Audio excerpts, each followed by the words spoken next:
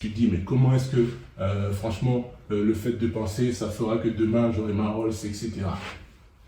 Et pourtant, tout ce qui t'entoure de physique, en fait, a d'abord été pensé avant même d'exister. C'est passé par ton esprit et en particulier par ton subconscient. Donc, manifester, beaucoup de gens pensent que c'est créé. Moi, je dis c'est pas vraiment créé parce que les choses existent déjà. C'est juste les faire redescendre grâce aux lois, tout justement, de l'univers. Comment fonctionne l'univers? Comment fonctionne Dieu? Donc là, c'est très dur pour ceux qui sont néophytes, qui sont cartésiens, qui ont été éduqués par l'éducation nationale, qui croient que 1 plus 1 égale 2, etc., de croire, on va dire, cette magie.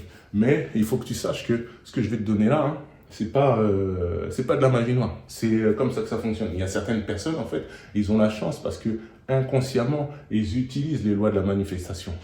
Je te donne un exemple.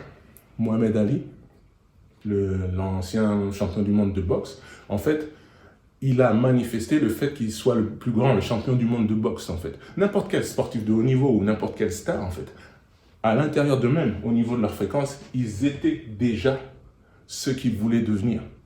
Il n'y a personne qui veut être champion du monde sans s'imaginer qu'il est champion du monde, tu vois. Pour eux, c'est validé. Donc ça passe d'abord par la pensée, mais pas seulement la pensée. En fait, la pensée comme ça, elle est, comment dire, elle n'a pas d'énergie, en fait.